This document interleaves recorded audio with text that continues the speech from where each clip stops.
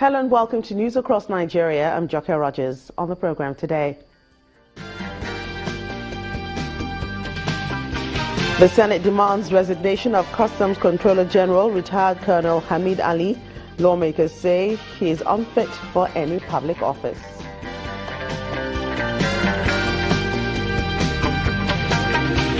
Multiple explosions killed 7 persons in internally displaced people's camp in Muna, Maiduguri, the Borno state capital.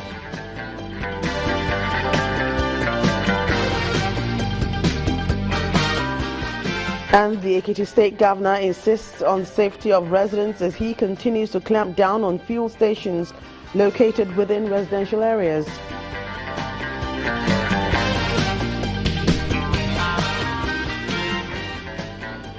Welcome to the program. The Senate has demanded the resignation of the Customs Controller General, retired Colonel Hamid Ali.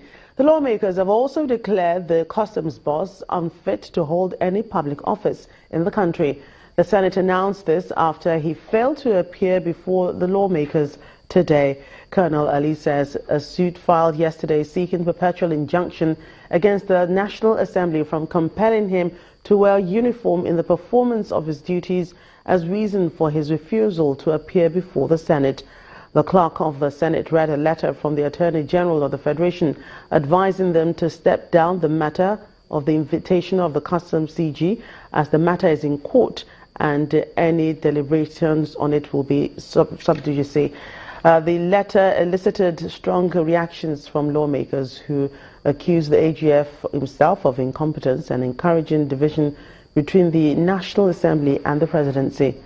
Earlier, the senators asked the customs boss to cancel the retrospective policy on duties for vehicles. 7 people have been killed after multiple explosions ripped through parts of Maiduguri, the Borno state capital. The blast occurred early today at a camp for internally displaced persons located in Muna Garage. According to the State Police Commissioner, the attacks were staged by suicide bombers in 3 different locations, causing an inferno which burnt many of the tents used by the IDPs. They died at this location, the suicide bomber and 2 others.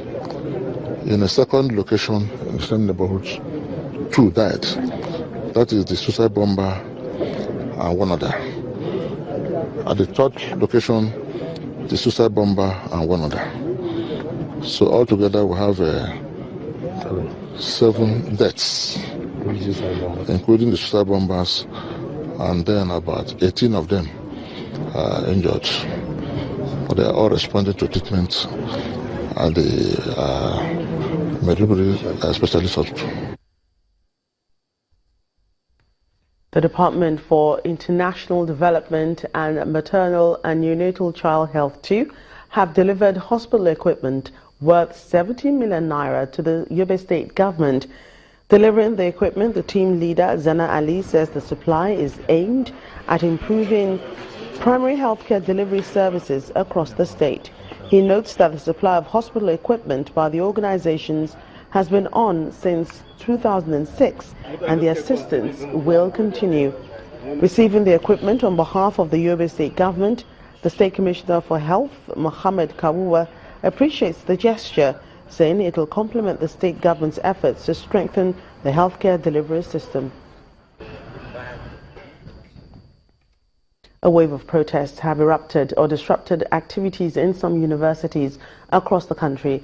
At the University of Ibadan, Oyo State, members of staff union are on an indefinite strike action to demand payment of their salaries. Their counterparts in the Owerri zone are also kicking against the persistent shortfall in their emoluments, while some students of the University of Jos are kicking against the school authorities' decision to increase school fees by 100%. Gridlock at the main entrance of the University of Ibadan campus. Inside the school premises, vehicles are not allowed to go out. Members of the non-academic staff union set up makeshift camps and start picnic of some sort. Almost $1 billion comes to UI every month. You do not pay the workforce, and the managers of this system will tell us that there is no IGR in this university. So we are also asking that we want to know. You tell us every month that we are having shortfall. Is this shortfall real? We have observed that the way they run this place, they are not being faithful, they are not truthful, and we need to ask questions.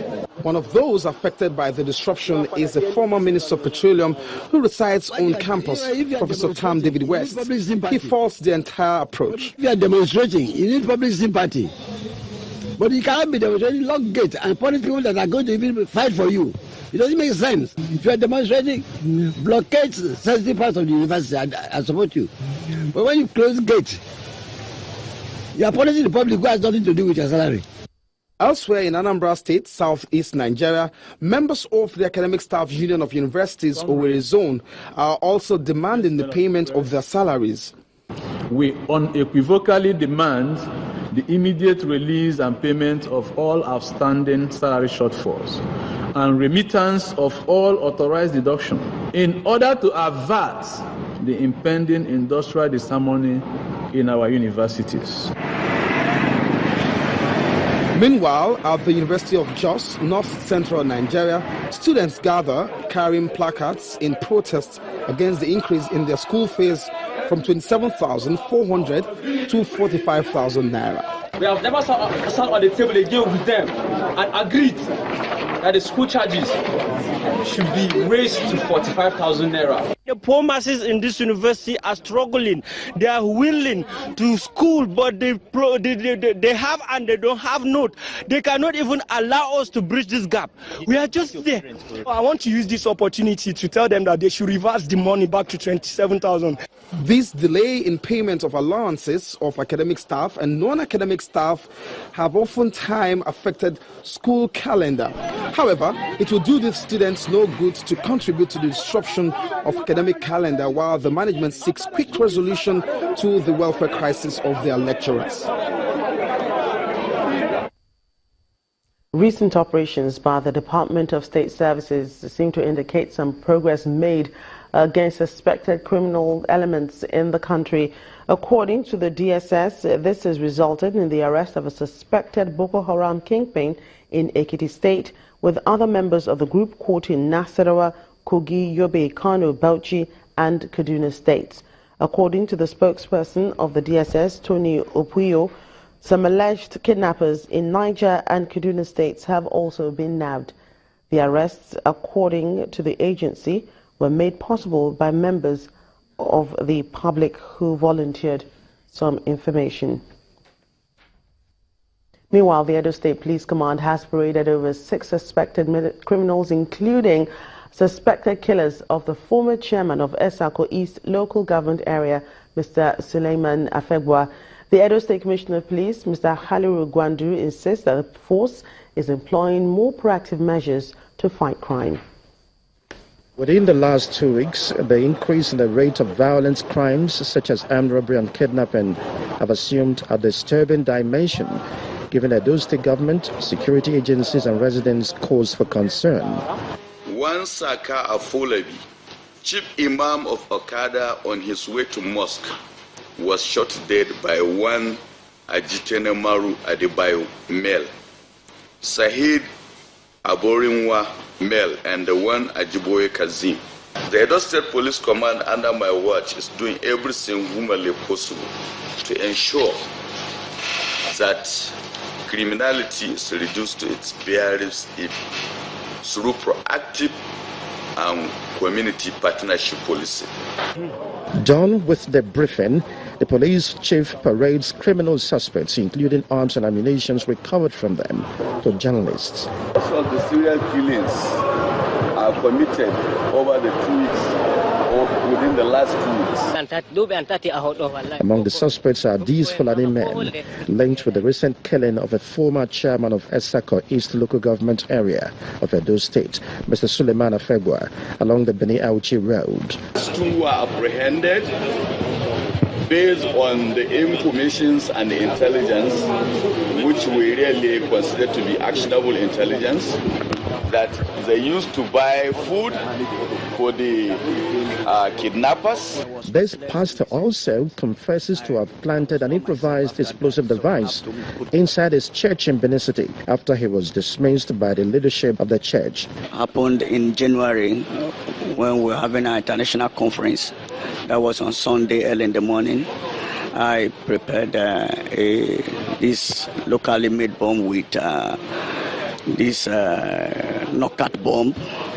So I kept it in the church at the altar, Christ Chosen Church. As the police continue to track and apprehend the criminals in the state, it says it is counting on the support of the members of the public for a better policing of the state. When news across Nigeria returns, the Bayelsa state government moves to weed out ghost workers from the state civil service. We'll have that in a moment. Do join us again.